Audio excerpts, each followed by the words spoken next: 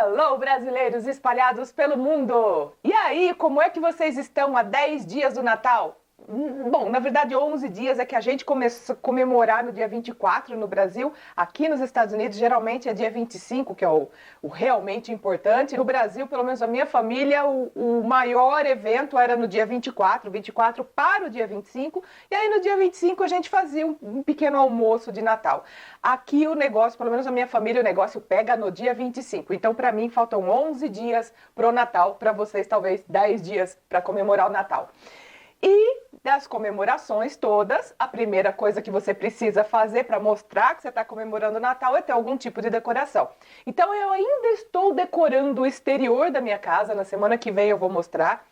Como a minha casa é muito pequenininha, é o que eles chamam de apartamento, né, aqui, então não tem muito espaço na frente da casa para decorar, mas eu fiz algumas coisas porque eu pensei o seguinte, eu preciso mostrar que eu estou comemorando o Natal, como primeiro o exterior da casa, porque é o que todo mundo vai ver, né, quando passar pela frente, e o interior eu vou pensar depois, então eu não fiz quase nada ainda dentro de casa, confesso que eu estou bem atrasada com isso, aos poucos eu vou fazendo ano a ano e adicionando coisas novas. Lógico que algumas coisas eu não consigo fazer sozinha. Por exemplo, uma árvore de Natal do estilo que eu gosto, parecido com um pinheiro, eu não vou conseguir, então eu vou ter que comprar.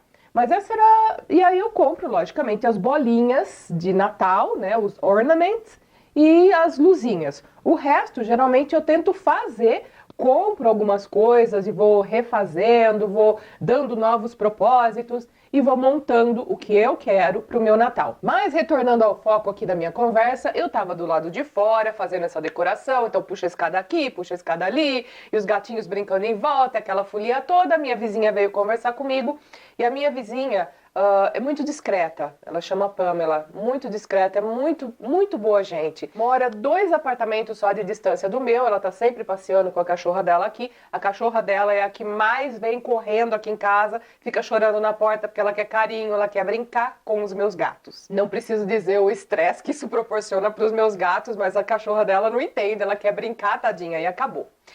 Aí, ela passando por aqui, estava ali do lado de fora, a gente conversando, e pela primeira vez ela comentou que o Thanksgiving não foi a mesma coisa esse ano, e o Natal também não, então está sendo tudo uma prova esse ano para ela. Ela tinha 3 filhos, um morreu em maio, ela ainda não está se sentindo forte para falar sobre o assunto, então ela só passa muito levemente em cima disso, e aí ela mesma já vai trocando um pouquinho de assunto, mudando um pouquinho o rumo da conversa, e ela estava comentando sobre os 2 filhos dela, que moram em locais diferentes, os 2 estão noivos nesse mesmo período, então um dia ela passa, por exemplo, esse ano ela passou Thanksgiving num dia com o filho dela mais velho e a noiva, e aí no dia seguinte com o filho mais novo e a noiva e a família deles, tal.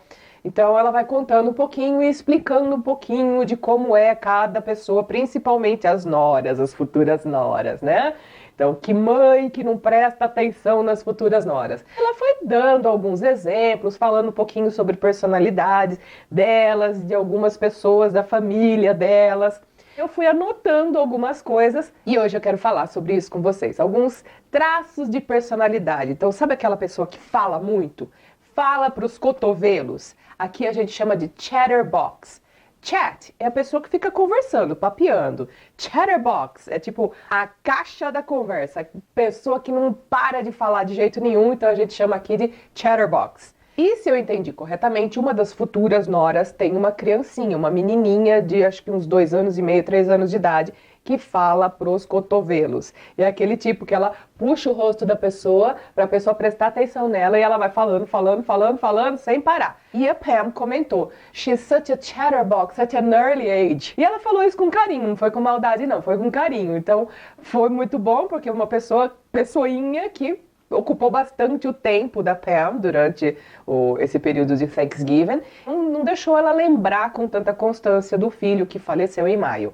O segundo traço de personalidade aí foi para descrever um dos filhos dela, porque a futura nora é falante, a filhinha é mais falante ainda, e aí ela diz que ocupa o espaço do filho que quase não fala, porque o filho é daquele nerd que fica com a cara ali voltada no computador dele, nos experimentos dele. Parece que o filho dela é cientista. E antigamente, quando se falava nerd, já tinha uma imagem meio negativa disso. Só que graças a um certo show na TV, a coisa se popularizou e agora os nerds estão num altar, estão, né, num degrau muito mais elevado do que estavam antes. E o comentário que nós fizemos foi: Nerds became popular due to the Big Bang Theory. E é verdade, né? Quem não lembra dos personagens principais? Sheldon, Leonard, Howard e Raj.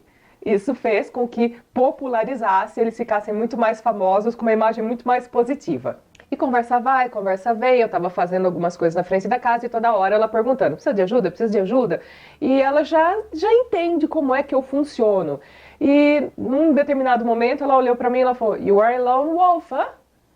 Lone wolf ou lone bird, os dois equivalem à mesma coisa. Então essa pessoa que é mais reclusa, que é mais sozinha, que se vira, que não precisa o tempo inteiro de outras pessoas. Na minha família, provavelmente eu seja a única dessa forma. O resto da minha família, se você eliminar contato com outros, com outras pessoas, por 2 dias seguidos, cai todo mundo em depressão. O negócio é sério. Eu já sou diferente, eu me considero aí uma lone wolf. E porque eu não fico pedindo coisas o tempo inteiro, a minha vizinha, às vezes, ela tá se oferecendo. Ela falou: I know you are a lone wolf, but it's okay to ask for help if you need it.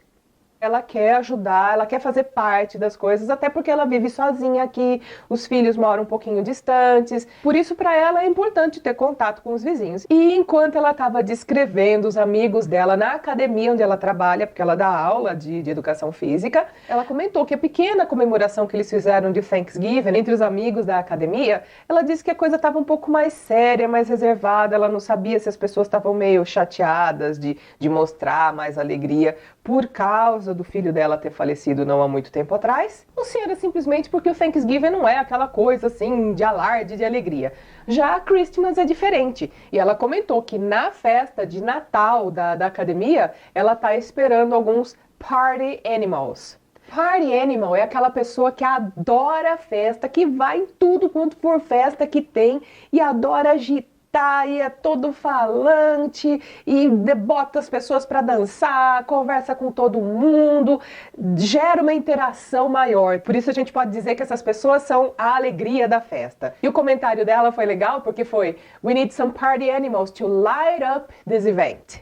E eu acho muito bom que ela pense assim, porque isso significa que ela não vai ficar sofrendo em casa o tempo inteiro com a morte do filho dela. Ela merece ser feliz e eu torço para que tenha um monte de party animals nessa festa dela de encerramento de fim de ano, porque assim ela vai se divertir bastante e ter memórias positivas dessa festa de fim de ano. Eu não estou esperando que ela se torne um cold fish.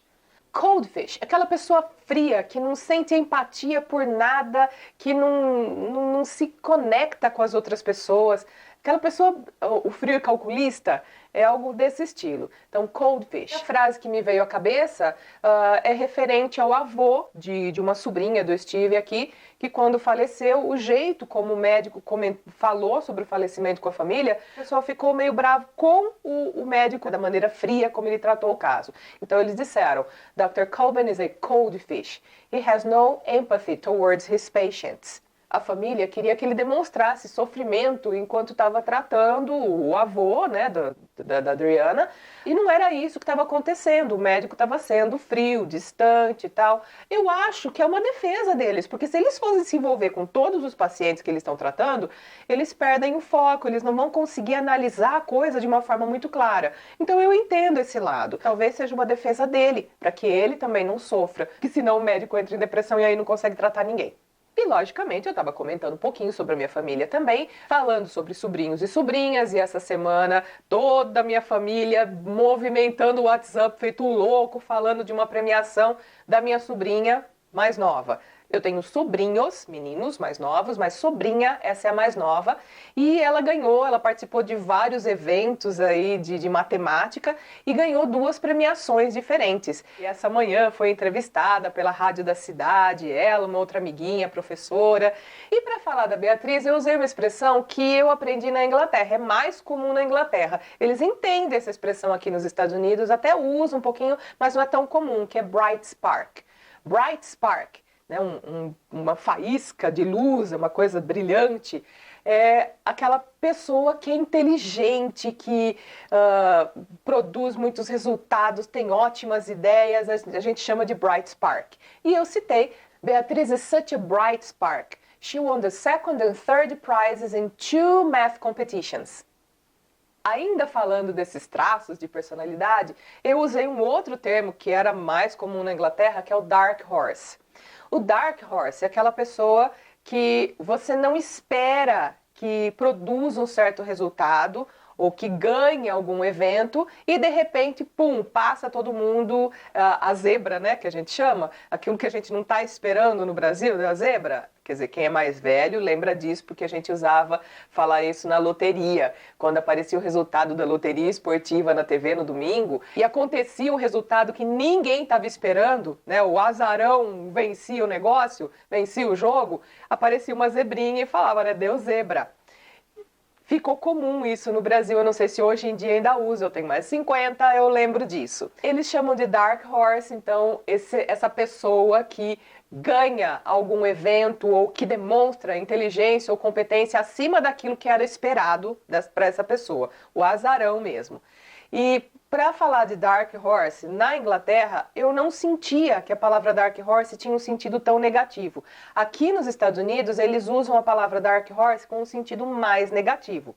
Por exemplo, some candidates were real dark horses during the elections in Brazil. E para terminar as minhas expressões falando sobre personalidade das pessoas, eu vou usar o happy camper. Happy camper. Você pensa o seguinte, uma pessoa, camper é uma pessoa que vai acampar. E aí a pessoa que vai acampar tem que estar cheia de energia, porque vai para o meio da natureza, vai ter que fazer tudo pelas próprias mãos, né? Fazer fogueira, fazer a própria comida, armar a própria tenda. E você espera que seja uma pessoa assim animada mesmo. Uma expressão tão positiva, né? E geralmente você vai encontrar essa expressão dentro de uma frase que tem uma negativa. E para falar sobre uma coisa, né, uma frasezinha negativa aí dentro dessa expressão toda bubbling, toda alegrinha do happy camper, me veio uma coisa aqui. No Brasil, todo trabalhador registrado vai receber o 13º, que nos Estados Unidos eles chamam de bônus. O bônus aqui nos Estados Unidos é opcional. A empresa dá se ela quiser. Se ela quiser e na quantia que ela quiser. Pode ser 10%, 15%, 20%. Não é comum uma empresa dar mais do que 50% do salário como bônus de Natal. O interessante é que a maior parte das empresas não dá bônus ou então dá bônus apenas para quem está nos cargos de chefia para cima. Não dá bônus para o pessoal que é assalariado e muito menos para os horistas. Só vai dar para quem tem cargo de chefia para cima, que são os que eu sinceramente acho que menos mereciam porque estão com o senhor do salário todo mês. Em todo caso, é assim que a regra funciona aqui e quem sou eu para falar diferente. E tem o seguinte, não é porque a empresa, vamos supor que uma determinada empresa deu bônus num ano, que todo ano ela vai precisar dar. Ela vai dar bônus quando ela quiser. Ah, se deu uma vez, sempre vai ter que dar? Não. Né? Pode ser que o ano passado, os anos anteriores deu, esse ano, sei lá, está passando por alguma dificuldade ou quer usar esse dinheiro para investir em algum projeto para a empresa e aí não vai dar bônus para ninguém. O triste é que as empresas que sempre dão, o funcionário já fica habituado e aí ele espera que sempre vai ter. E aí imagina a situação. Mark heard there won't be Christmas bonus and he's not a happy camper. Se ele estava acostumado, o Mark estava acostumado, todo ano na empresa dele tinha o bônus de final do ano, Christmas bonus. E aí, de repente, esse ano não tem. Ele já estava contando com o dinheiro para algumas férias especiais, ou para comprar alguma coisa para casa dele, ou para pagar alguma dívida que ele tinha, e de repente esse dinheiro não vem. Então, he's not a happy camper. Né? Agora, eu posso dizer que tem 198 funcionários de uma determinada empresa imobiliária aqui nos Estados Unidos que está felicíssima. A empresa lucrou, assim, recordes, não estavam esperando que fossem lucrar tanto. E o dono da empresa decidiu contar para os 198 funcionários dele que ele dividiria esse profit, esse lucro com todos os funcionários.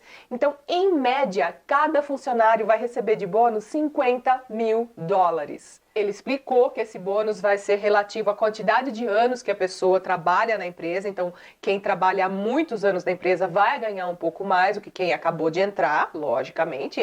Eu acho que é honesto fazer dessa forma.